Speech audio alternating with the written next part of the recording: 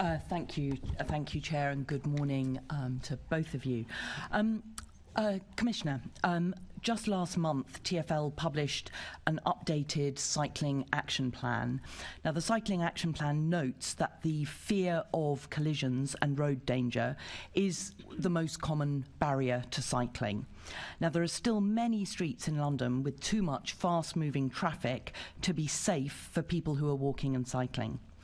And many people tell me they're concerned the police aren't doing enough to support the victims of road crime, particularly in investigations. So can you outline the responsibilities of the Road and Transport Policing Command, that's the police that TfL fund, on Vision Zero? Certainly, thank you for the question. So, as you know, Vision Zero is absolutely focused on removing and preventing any deaths and serious injuries across London's road network.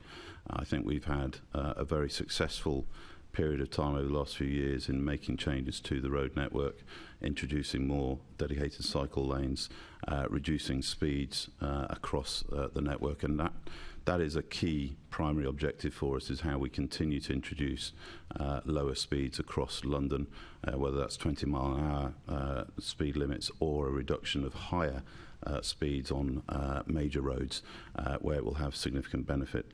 In terms of the RTPC, we have a very good relationship with the Met Police. They do an awful lot of work collaboratively with us to work on improving safety and, of course, enforcement going forward. And under the Mayor's leadership, we are now actively working with them around how we provide better support for victims of road traffic accidents, cyclists who are injured. But I think it's fair to say nationally that is not where it needs to be. I think London is taking the lead on this through the Brake Charity as well, and I'm hopeful that we'll be making more progress on this over the coming months. We also, of course, have the Sarah Hope line that was established a number of years ago, which is there to provide victim support as well. And we continue to learn. Obviously, we want to prevent any such incidents and accidents, but we have a very well-established relationship with a number of victims of incidents who've been injured, who come and share their experiences both with us, with the Met Police, and with wider organisations to make sure that we do learn from those tragic incidents and do whatever we can to prevent it going forward. Thank you, and it's good to hear that you are wanting to learn from these collisions, and actually the victims' organisations do prefer that we use the word collision rather than accident, so it's just important that we get the language right. Mr. Mayor, under Vision Zero, there was a commitment in 2018 that there would be enhanced training for Met Police officers and better equipment and training for people in the Met Police and the Roads and Transport Policing Command, who may be the first responders. Now, it appears the RTPC officers funded by TfL are now less likely to be involved in investigations. That's the learning piece that the Commissioner was just talking about. Most investigations are being left to borough police, and a small number are being picked up by the Serious Collisions Investigation Unit. Now, last year, there were nearly 4,000 serious injuries. And the most serious collisions amongst those need proper investigation.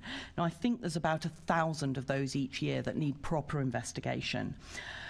So I don't expect you to have an answer to this on the tip of your tongue, but can you write to me explaining how crashes are prioritised for investigation, including the numbers in each category, and how that is communicated to the victims of road traffic collisions? Chair, I'm more than happy to. And can I just say, some of the progress we've made is the conversations we've had about the support given to those involved in a collision. That's what Andy was alluding to in relation to the London model. Can I just make one final point, short point, because your time is short, is just to underscore your point. You mentioned around 4,000 seriously injured. Of the 101 fatal collisions, around half of them, speed was a factor. And so that's why your point is very important.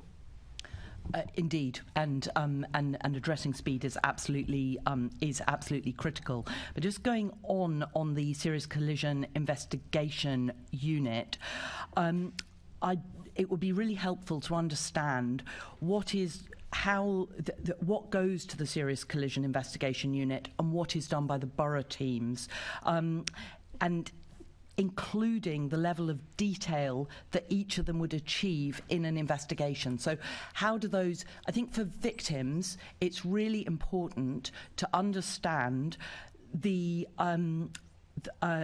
what that level of detail is that goes into those different types, different categories of investigation, because you can have quite a serious collision and with quite serious injuries and actually not get a particularly thorough investigation. I mean, on that, Caroline, one of the reasons why we're keen to move to a system where, not just those not just the families of those who lose their lives, but also the victims of those involved in a collision that leads to a serious injury get the right support. So Andy referred to Break or Road Peace or Sarah Hopeline. The model we're doing in London is the first in the country, and one of the reasons is for the reasons you suggest, to provide that challenge to the police to make sure there is an investigation and potentially a criminal prosecution. Thank you. So if you could finally, because I'm out of my time now, write to me to let me know also the number of collisions that result in no further action, and whether that is because there is nothing further to investigate or whether it's because of a lack of resource. I can try and provide the answer. I'm not sure if the Met Police were able to give the explanation for why that is, but they can provide an answer of how many collisions have led to a prosecution. But if there's more granular stuff, I'm sure they can have a conversation with you about that.